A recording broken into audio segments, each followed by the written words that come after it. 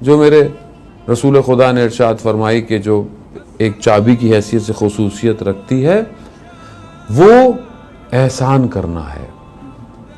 احسان کرنا سب سے زیادہ نیک ہے، مگر اس کے لیے جو غنی ہو، جو ثروت مند ہو، اس کے لیے انفاق کرنا، احسان کرنا زیادہ افضل ہے.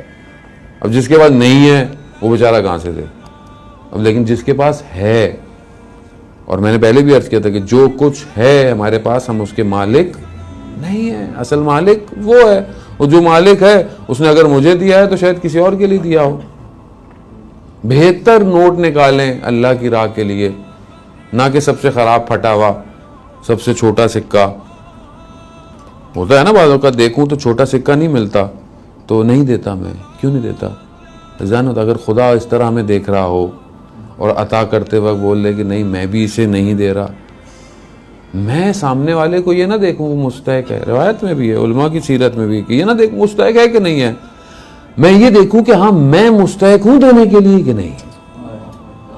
بھائی میں تو ہوں، میں تو دے سکتا ہوں نا، میں دے دوں. یہ وہ جانے، اس کا اللہ جانے. کم از کم خالی ہاتھ کوئی نہ جائے. عزیزان محترم، خالی ہاتھ نہ دے، کسی کو کچھ دے دے.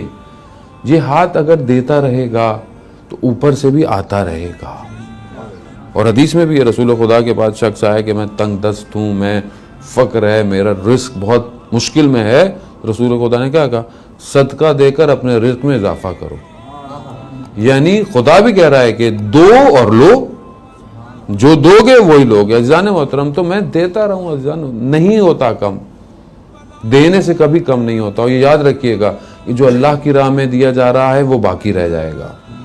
جو آپ اپنی ذات پہ خرچ کریں گے وہ فنا ہے اور اس کا حساب کتاب بھی ہے. تو اس لیے اللہ کی راہ میں جتنا اچھا ہو دیں، جتنا زیادہ ہو دیں. کیوں؟ کیونکہ وہی خدا کے پاس باقی ہے.